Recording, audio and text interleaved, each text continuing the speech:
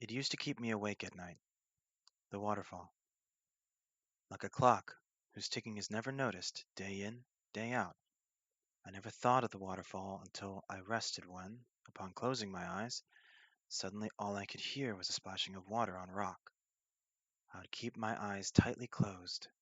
I would throw the covers on over my head in spite of the heat, but there was something about the call of the waters that took on a new quality each time I turned away from it.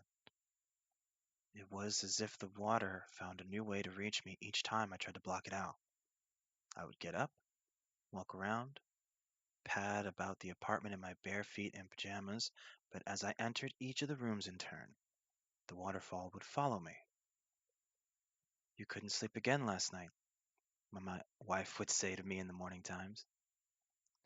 We would be sitting, hunched over the breakfast table, and she always caught me right when I was pretending to be immersed in the paper. "It was too hot again." "I left the window open for you." "Yes, I know," I would say. "Then why did you shut it, if you were too hot?" I tried not to look at her. I didn't want to talk about it. I knew I'd never be able to explain to her in a way that she could understand. "It's nothing," I would say. Then I would get up and wash my cereal bowl and stare out into the garden, listening. The silence would only ever be broken by the birds, and I wondered if they knew and if they were talking about me. Ridiculous, the things one thinks about so early in the morning, like birds talking. One night it got so bad that I couldn't restrain myself. It was as if the waterfall had been steadily growing louder and louder each night, but in reality I knew that the sounds had been the same, and that it was my resolve being eroded away by my conscience like sand on a shoreline. Getting up, I went over to the window. I saw the moon, low and pale, shining through gaps left by the great waxy leaves of the banana trees. I remembered then a childhood friend of mine. She used to say that seeing the moon through a window brought bad luck. I wondered then, what happens after the bad luck has passed? If I keep seeing this moon through this window, will the bad luck stay with me forever? Will it pass the instant I stop looking for it? Or if I open the window and see the moon with my own eyes, will that break the spell?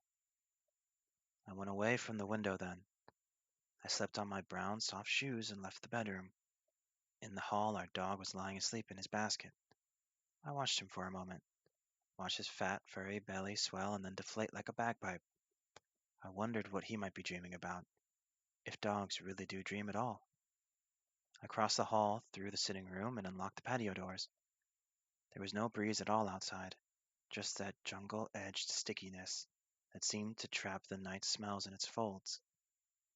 I took a deep breath of night air, all those scents of the trees, of the soil, of the thread of rain. I tried to enjoy that breath, but the waterfall was calling to me so urgently that I couldn't rest and enjoy the moment. I exhaled and headed out across the patio, parting the huge green leaves with my hands so that I was now walking through the vegetation to that secret place. The moon watched me from overhead. It followed me and made a path for me in turn to follow.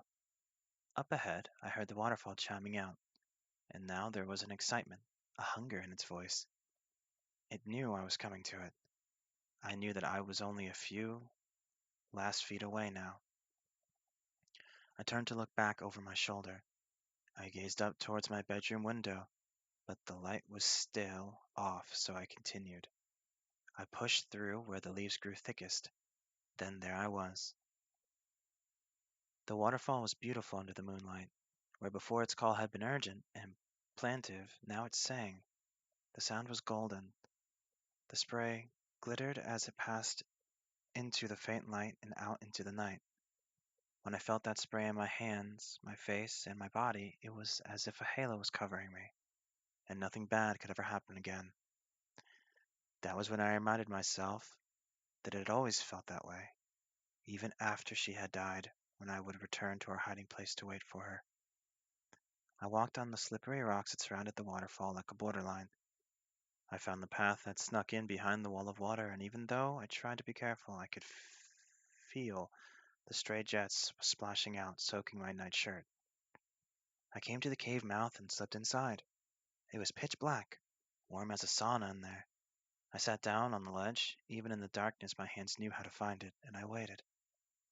In this time, I tried not to let my mind wander too much. I tried not to think of my wife, or our dog, or the apartment. I put all thoughts of work out of my mind. I knew I would get no sleep tonight, and I reconciled myself with that as usual. All that mattered now was that I cleared away all my thoughts, that I pushed them to one side like a pile of papers on a desk. Then the light came. It started faint at first, but it progressed, and I watched it shimmer its way towards me, keeping an eye out all the time for the sign of a foot stepping out of the cloud of light. There it was. She stepped out and looked as lovely as she ever had done when she was alive. Lovelier, even now after her death of sorts.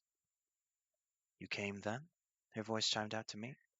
She was so close now that I was entirely lost in the warmth of her light. Yes, I heard the waterfall, I said. I saw her shake her head in that airy way she always had. Her yellow hair swayed and fell over one shoulder. You look beautiful, I whispered to her. She smiled, and her hand pulled down one side of her dress at her breast to reveal the knife wounds that had gouged out her heart. Even this? She asked me. Even that, I replied. Does your wife know you're here? Only, I thought you said that last time she got suspicious and... I shook my head. No. No, she's asleep, I promise. I took her hand, or at least I tried to. She saw the gesture and placed hers in mine. Your husband died last week, I said, and I felt her shiver a little at the mention of his name. How? He hung himself with the cord from his sweatpants. Oh. The prison guard found him on Sunday morning. We were both silent for a moment. He never knew it was you. I never did tell him, she said to me after a while. I know. Do you think... She hesitated. Her bright hands flew up to the scars in her chest. Do you think, now that he's dead, that he'll come back? Outside the cave, rain was now falling in torrents. A sudden cloudburst that joined the waterfall and made it swell. Its flow swept this way and that by violent gusts of howling winds. I hope Jenny doesn't wake up, I said, before I noticed that she had placed her hand on my shoulder. I could not feel the touch as I once had done, but I did feel it. Do you think he'll find us? She said again. I looked out at the rain and felt now how safe it was in the cave, and how strange a world beyond it. I really don't know, I said at last, and thoughts entered my head about the gun in my bedside cabinet and what it might feel like to leave everything behind. I won't let him hurt you ever again, I said, and at that, she smiled.